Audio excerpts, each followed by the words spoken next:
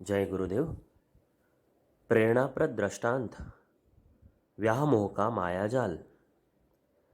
देवर्षि नारद को अपने वैराग्य और भजन का अहंकार हो गया था। अहंकार उठते ही मनुष्य आत्म प्रदर्शन के लिए लालायित हो उठता है, महत्वाकांक्षाएं बढ़ा लेता है और इनकी पूर्ति के लिए अनेक प्रपंच रचने लगता है। यही नारद के संबंध में भी घटित हुआ। किसी राजकुमारी का स्वयंवर था। पिता की इकलौती बेटी थी। राजा ने घोषणा कर रखी थी कि राजकुमारी के विवाह के समय आधा राज्य वर को दहेज में दिया जाएगा और शेष आधा राज्य विवाह के उपरांत मिल जाएगा। नारद की भक्ति जीनी पड़ रही थी और अहंता प्रेरित महत्वाकांक्षा बढ़ रही थी। जब स्वयंवर का समाचार सुना, राजकुमारी का रूप देखा, विशाल राज्य वैभव के लिए मन ललचाया, तो नारद सोचने लगे, ब्रह्मचारी रहकर भक्ति का प्रचार करने में इतना समय लगा दिया, अब संसार का भी कुछ आनंद देखना चाहिए, स्वयंवर जीतना चाहिए। मन पक्का हो गया। जरूरत ऐसे रूप की पड़ी जो राजकुमारी को पसंद आ सके। ऐसा रूप कहाँ से आए? वे स्वयं तो कुरूप थे। सोचा विष्णु भगवान के पास चलना चाहिए, उनसे मित्रता भी है, सदा उनका ही काम करते रहे हैं। अब की बार अपने एक निजी काम के लिए कहेंगे तो मना कैसे करेंगे? नारद विष्णुलोक पहुँचे, अपनी मनोकामना बताई। भगवान सन्न रह गए। भक्ति और कामना दोनों का एक साथ निर्वाह कहाँ? एक रहेगी तो दूसरी चली जाएगी। नारद का हित इसी में था कि वे भक्ति मार्ग न छोड़ें, प्रपंच में न पड़े।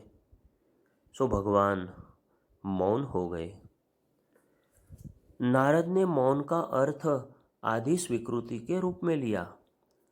चलते समय इतना और कह गए कि यह काम तो किसी भी प्रकार करना ही पड़ेगा। भक्त की मनोकामना पूरी न करें तो भगवान कैसे? विष्णु उपेक्षा पूर्वक मुस्कुराते भर रहे। नारद अनुमान लगाते रहे कि काम बन गया। वे सीधे स्वयंवर में जा पहुंचे।